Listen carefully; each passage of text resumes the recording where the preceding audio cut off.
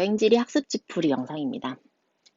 지금 최대한 답만 확인하고 넘어가는 걸로 풀이를 할 거고, 화면 배열 때문에 문제풀이를 가로로 진행을 하도록 하겠습니다. 일단은 여행을 왜 어떻게 하는가? 1번 문제입니다. 여행의 의미에 대한 설명으로 옳은 것을 찾는 문제예요. 답은 3번입니다. 우리는 여행을 할 때 항상 새로운 곳만 가는 게 아니고 익숙한 곳을 여행으로 갈 수도 있고, 자유롭게 자기의 경로를 정해서 갈 수도 있고, 자연 환경뿐만 아니라 인문 환경을 체험을 할 수도 있고요. 같은 장소라고 하더라도 사람에 따라서 다른 느낌을 가질 수 있기 때문에 답은 3번이 됩니다. 그 다음 5번 볼게요. 여행의 교통수단과 장점으로 옳은 것을 골라보면 답은 5번이고요. 선박은 이동 속도가 굉장히 느린 편에 속합니다.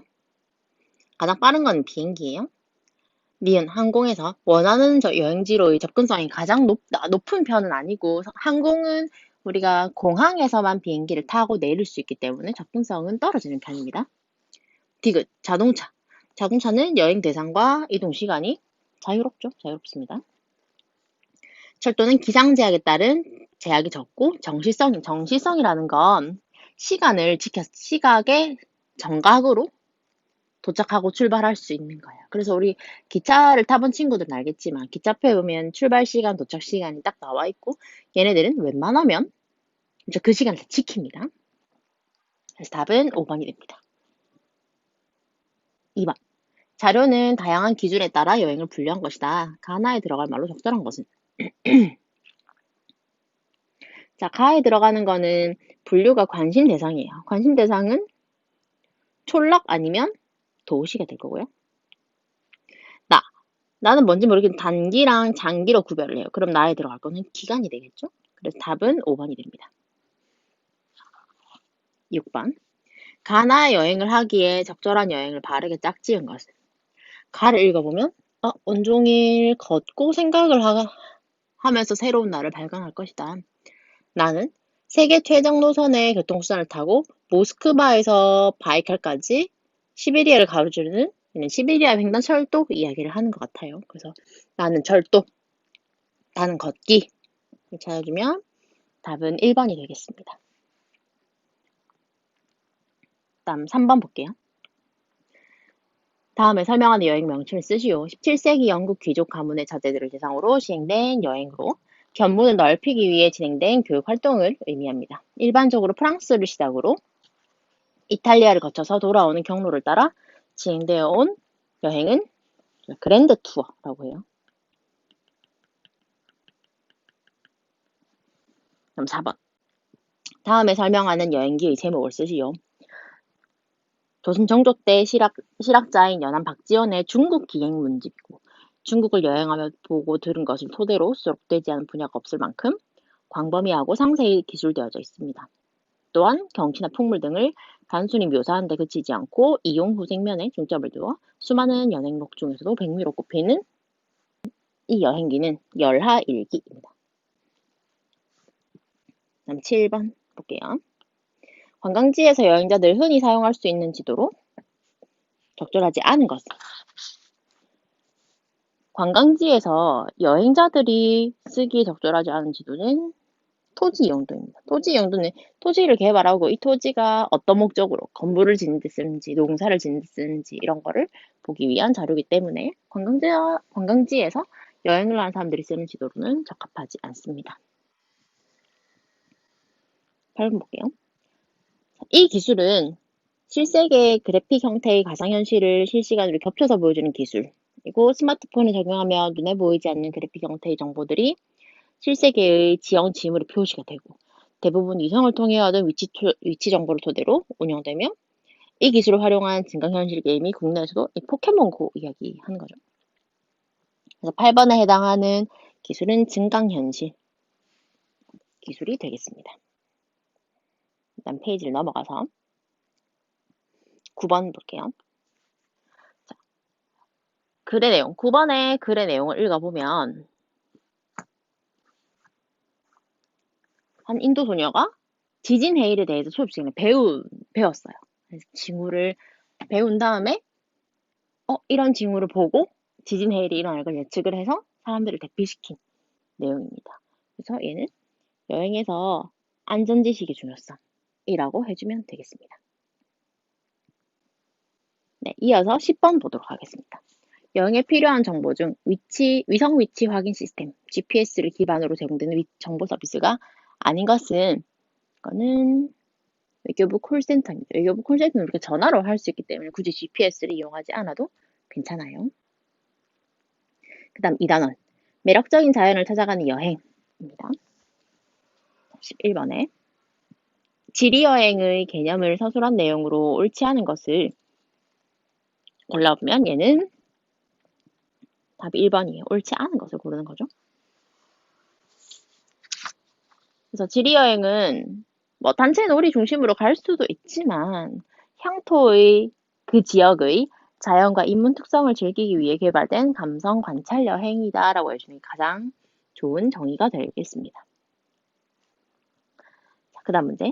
우리나라 지리여행지의 일반적인 특징으로 가장 적절한 것은 지역 특색을 발견한 여행 상품이 있고요.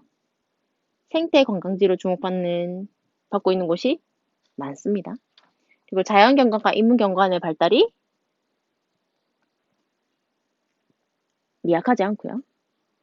그리고 훌륭한 스토리텔링을 갖춘 지리여행지다. 맞는 말이고, 교통 환경이 나빠 여행지로 접근이 불량하다도 틀린 말이 되겠습니다. 그 다음, 화강암 풍화 지역에서 쉽게 볼 수 있는 풍화 미지형을 골라보면, 이거는 핵석과 타포니를 우리가 화강암 풍화 지역에서 볼 수가 있어요. 이거는 내용이 조금 전공 이야기 좀 들어가서 우리가 수업 시간에는 다루지 않았던 내용입니다. 돌리네는 석회암이 기반인 지역에서 많이 보이고요. 주상절리는 현무암이 기반인 지역에서 우리가 많이 볼 수 있습니다. 그 다음 문제. 강원도 동강에 대한 설명으로 옳은 것은 3번입니다. 동강은 남한강의 상류에 해당합니다. 직류하천 아니고요. 공류하천이고요. 그리고 동강은 영월에서 서강과 합류해서 남한강을 이루고 우리나라 최대 공류하천, 구불구불하게 흐르는 하천이고 석회암 지대를 흐르고 있어요. 그리고 발원지는 한강 발원지와 같은 강원도 태백시의 검룡소입니다. 다음 기후지리 여행에 대한 설명으로 옳은 것은 요거는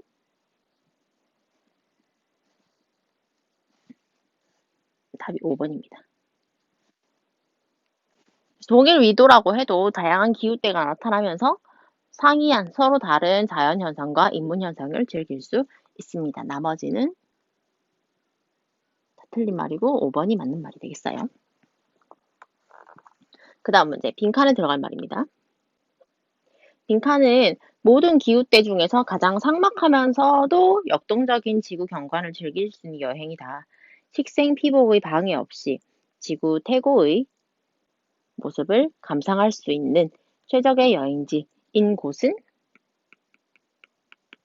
건조 기후? 기후란 단어는 들어가도 되고 안 들어가도 괜찮아요. 건조 기후 지리 여행 또는 건조 지리 여행이라고 봐주면 되겠습니다. 그 다음 문제 넘어가 볼게요. 7번. 우리나라 하천 발원지 여행을 하려고 합니다. 하천별 발원지로 옳은 것을 모두 골라야 돼요. 이거는 우리나라 5대 하천의 발원지에 관한 문제이고요. 낙동강은 황지, 금강은 뜸봉샘, 영산강은 용소, 섬진강은 대미샘. 전부 다 맞는 말입니다. 그리고 우리나라 5대 강에는 한강이 추가되거든요. 한강의 발원지를 추가해서 하나 알아두면 얘는 강원도 태백시에 위치한 검룡소입니다. 그 다음 문제 넘어갈게요. 2단원 쭉 다 하고 3단원 하겠습니다. 일반적으로 하천 하류에서 볼 수 있는 지형, 지리, 여행 대상체는 뭐냐면은 삼각주입니다. 그리고 그 다음 아이슬란드 지리 여행의 특징이 아닌 것은 요거는 2번이에요. 아이슬란드는 얼음과 불의 나라라고 우리가 얘기를 하고요. 화산도 볼 수 있고 빙하도 볼 수 있고 만년설도 볼 수 있어요. 그리고 이 아이슬란드는 판과 판의 경계부에 있어서 화산 활동이 자주 일어나고요. 태고의 지형을 볼 수 있는 지형이기도 합니다. 그리고 연평균 강수량은 남동 지역, 이 아이슬란드 남동쪽은 4,100mm 이상으로 비가 많이 오는 지역이 있어요. 그런데 중북부 지역은 1년 동안 406mm밖에 오지 않는 그런 지역도 있습니다. 그래서 항상 유량이 풍부한 하천을 볼 수 있다라는 말은 틀린 말이 되겠습니다. 이어서 20번 문제 보겠습니다. 20번 세계 자연유산인 남아메리카 파타고니아. 파타고니아는 의류 브랜드도 있죠. 파타고니아 지형지리 여행지에 대한 설명으로 옳은 것은 요거는 답이 3번입니다. 안데스 산맥의 고산 빙하가 파타고니아 지형 지리 여행의 백미를 이룬다. 이고요. 파타고니아 지방은 칠레와 아르헨티나에 걸쳐 있는 남아메리카 지역의 일부를 이야기를 해요. 이 지역은 스텝 기후에 속한 지역이나 아니면 3,000m가 넘는 안데스 높은 봉우리들이 많아서 고산 기후를 나타내는 곳이 많이 있어요. 그리고 안데스 산맥으로부터 흘러내리는 여러 곳의 빙하는 세계유산으로 등재가 되어 있습니다.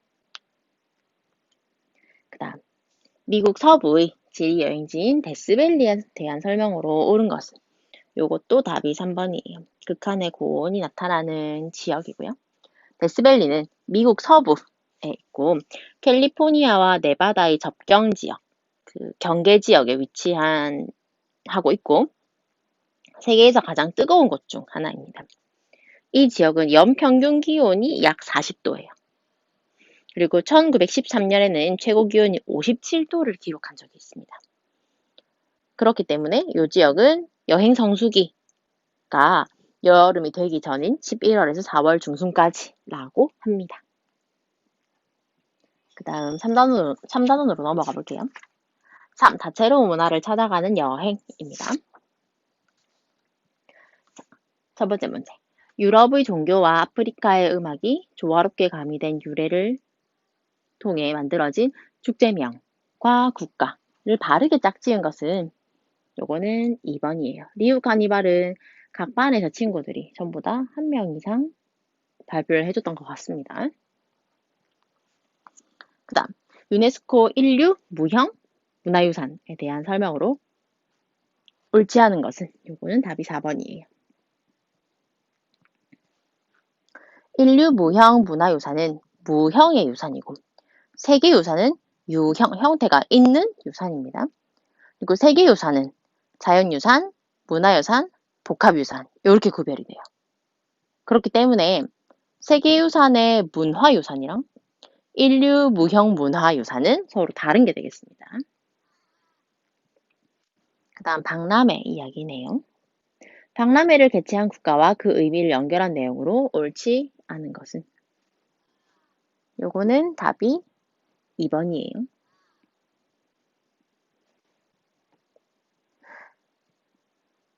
이 당시에 1893년 시카고 박람회 때 이때 시카고를 비롯한 미국 도시 경관이 대부분이 형편이 없었고 그리고 계속 산업화가 진행되던 시기였기 때문에 공장 연기로 스모그 현상이 일어나고 불쾌하고 건강이 좋지 않은 그런 산업도시로 악명이 높았어요.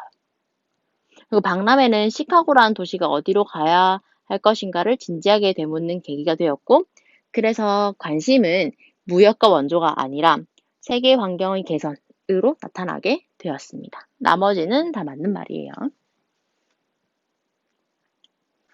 그 다음 네팔, 인도의 종교 여행지와 여행 목적을 짝지은 것으로 옳지 않은 것은 이는 답이 3번입니다. 이 네팔, 인도의 종교 여행지는 우리 교과서의 종교 여행 파트에 보면은 그 네팔, 인도의 지도랑 같이 나와 있어요. 옳지 않은 걸로 나와 있는 부다가야는 인도의 겐지스강 하류 비하르주에 있는 불교 유적지이고요.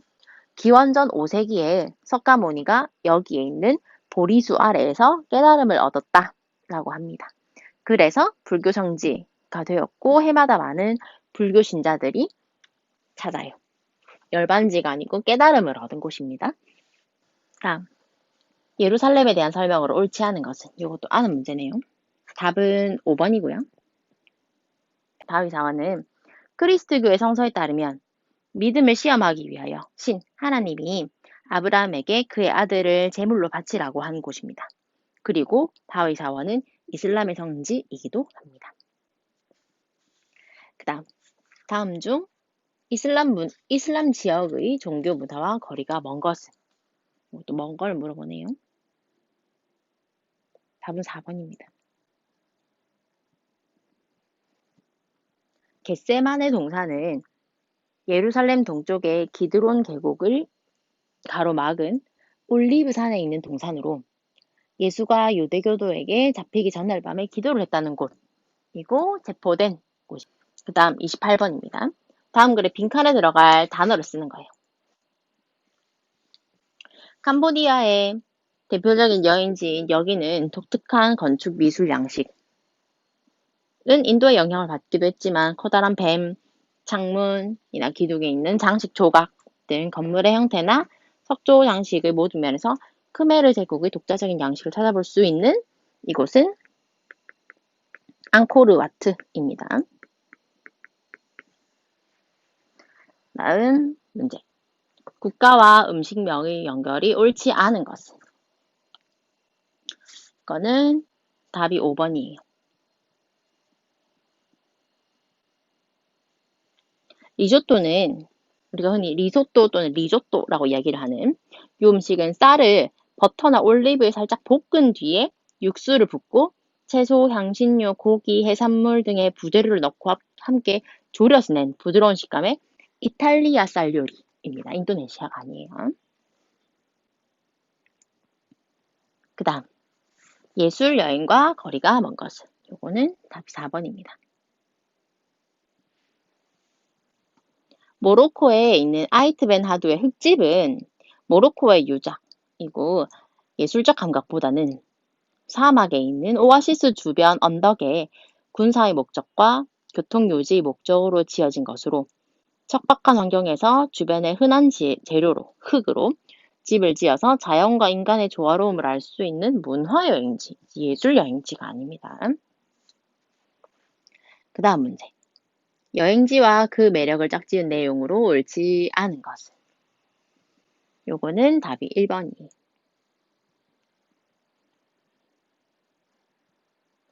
보르도는 프랑스의 와인 생산지, 차밭 여행지로는 이제 인도의 문화르, 중국의 우남성 푸알시, 그리고 일본 같은 것들이 유명합니다.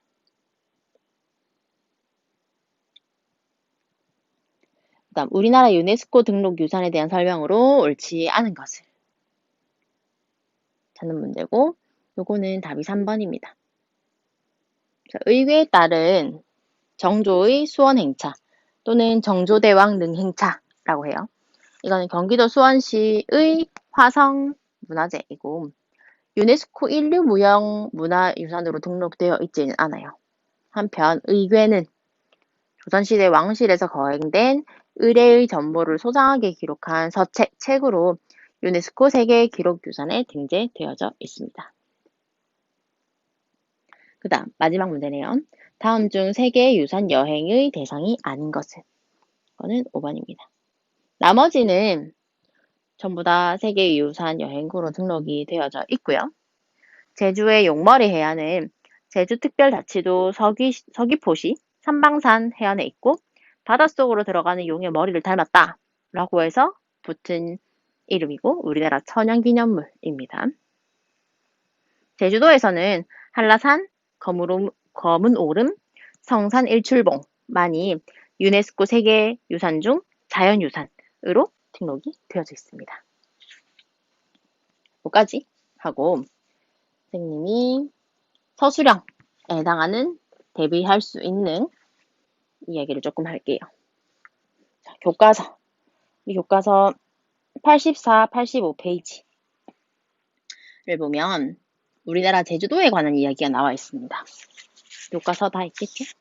84, 85페이지를 보면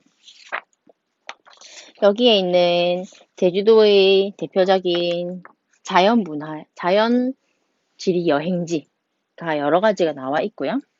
여기에 있는 교과서에 있는 곳들 중에서 이 여행지들의 위치를 알아야 되고요. 그리고 교과서에 보면 각 번호에 따른 이 여행지의 특징이 나와 있죠. 그런데 선생님이 20개를 다 외워라 라고 하면 너무 힘드니까 3개 정도 알아둡시다. 제주도에서 교과서 84페이지, 85페이지에 있는 제주도의 지도 봐야 됩니다. 지도의 위치를 표시할 수 있어야 하고요. 그리고 본인이 표시한 여행지의 이름이 뭔지, 그리고 그 여행지의 특징이 뭔지를 3개 정도 알아두는 거 하고, 또 나머지 문제로는 우리가 1학기 때 수행평가로 여행지 하나씩 정해가지고 조사를 하는 거 했잖아요. 그래서 본인이 선택한 여행지 또는 그게 아니더라도 가고 싶은 여행지, 전 세계에 포진되어져 있는 여행지를 하나 선정을 하고 그거를 지도에 표시할 수 있어야 됩니다. 그리고 이 지역의 자연적, 인문적, 지리적 특성을 쓸 수 있어야 되고 그 지역에서 볼거리, 구경할 만한 그런 거리가 있으면 그거를 효율적으로 즐길 수 있는 지리여행법이랑 이제 그 지역에 가고 싶은 이유 정도를 정리해 두면 기말고사 대비에 좀 도움이 되겠습니다. 서술형은 이 정도로 알아두면 될 거고, 그리고 대부분이 수행평가를 너무 잘해줘서 수행평가로 변별이 별로 안 될 것 같아서 100점 방지 문제를 2문제 정도 냈어요. 그래서 만점을 받고 싶은 친구들은 교과서의 내용도 꼼꼼히 공부하면 나머지 문제는 선생님이 전부 다 교과서에서 냈으니까 확인하면 되고, 그리고 우리가 위치를 알아둬야 되는 게 있거든요. 그래서 그거는 선생님이 사진으로 다 찍어서 우리 온라인 수업 때 했던 팀즈 방에 선생님 요 영상 링크랑 그 위치 사진이랑 같이 올려두도록 하겠습니다. 시험 공부 열심히 하시고 시험 치고 봅시다. 수고하셨습니다.